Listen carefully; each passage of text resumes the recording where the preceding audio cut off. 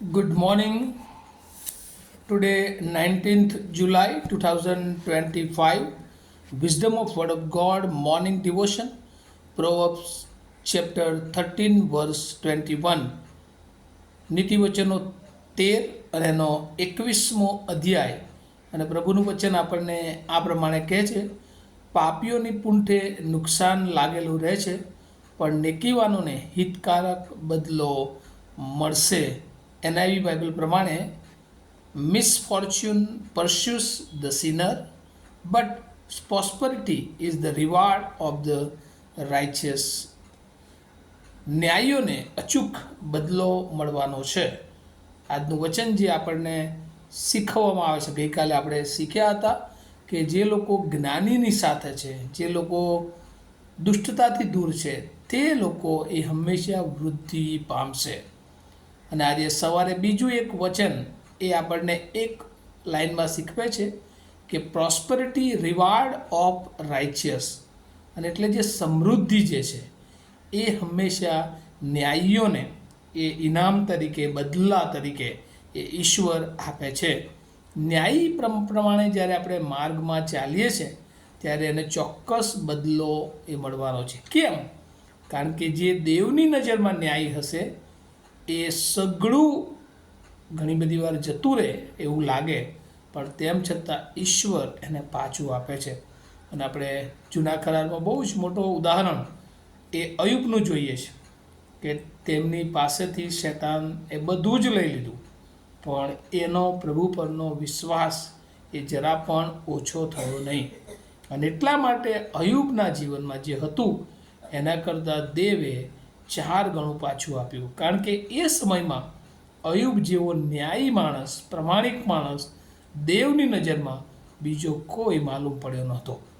અને એટલા માટે માણસોની દૃષ્ટિમાં કદાચ આપણે ન્યાયી દેખાઈએ કે ના દેખાઈએ, પણ દેવની નજરમાં એ આપણે પ્રમાણિક હોવા જોઈએ. દેવ આપણને જ્યારે લેવા આવે ત્યારે આપણે તૈયાર હોવા જોઈએ. અને એટલે ઈશ્વરના જે ધારાધોરણો છે કે ઈશ્વર દરેક બાબતમાં પ્રમાણિકતા ઈચ્છે છે. ગમે તેવી પરિસ્થિતિ આવે પણ પ્રભુને વિશ્વાસુ રહેવાની બાબત તે જણાવે છે. કારણ કે ઘણી બધી વાર માણસો છીએ આપણે, ને વિકટ પરિસ્થિતિઓ આવે ત્યારે આપણે ઘણી બધી વાર એ ઈશ્વરથી દૂર થતા હોય એવું આપણને દેખાય છે. અને એટલે વચનોમાં પણ લખવામાં આવ્યું છે કે ન્યાયીને માથે ઘણા સંકટ, દુઃખો આવશે, પણ સઘળું તેના માટે હિતકારક નીવડે છે. અને જે કોઈ પરિસ્થિતિમાંથી આપણે પસાર થવું પડે, પણ બાઇબલ કાચી કે એ બધું જ એ આપણા જીવનને માટે એ હિતકારક હોય છે. કારણ કે પાપીઓને પૂઠે નુકસાન લાગેલું રહે છે. જે પાપમાં જીવન જીવે છે એક દિવસ એ પાપનો ઘડો એ ફૂટી જવાનો છે. અને એટલા માટે પાપીઓની પૂઠે એટલે પાપીઓની સાથે, પાપીઓની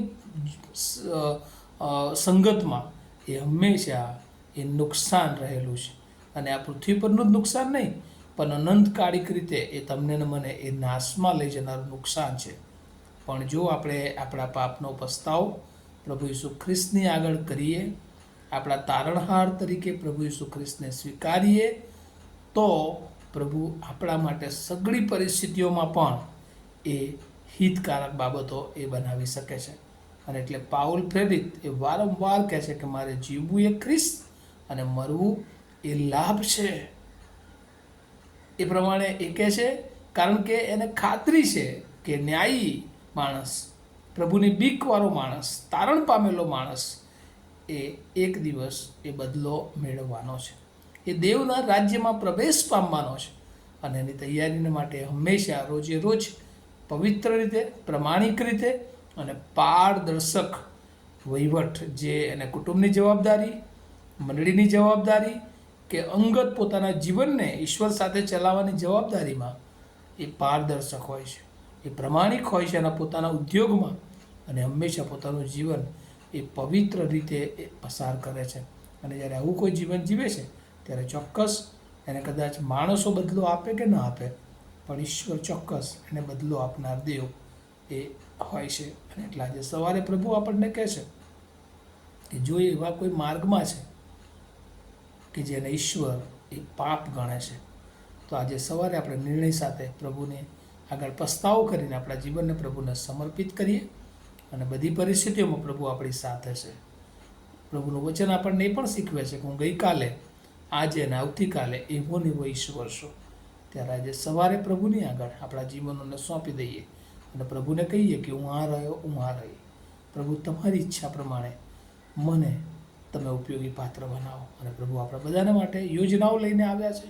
પ્રભુ આપણને બધાનો બચાવ થાય અને એટલા માટે આ પૃથ્વી પર આવ્યા છે. ત્યારે વચનો સમજવાના માટે પ્રભુ એની બહુ જ કૃપા આપણ સર્વને આપે. પ્રાર્થના કરીએ. અમારા જીવંત અને દયાળુ ઈશ્વરમાં આભાર માનીએ છીએ. પાપીઓના માર્ગમાં પ્રભુ અમે ન ઊભા રહીએ, કેમ કે ત્યાં નુકસાન છે, પણ હંમેશા અમે ન્યાયીના માર્ગમાં ઊભા રહીએ, કેમ કે ત્યાં પ્રભુ તમારા તરફથી મળનારો બદલો છે.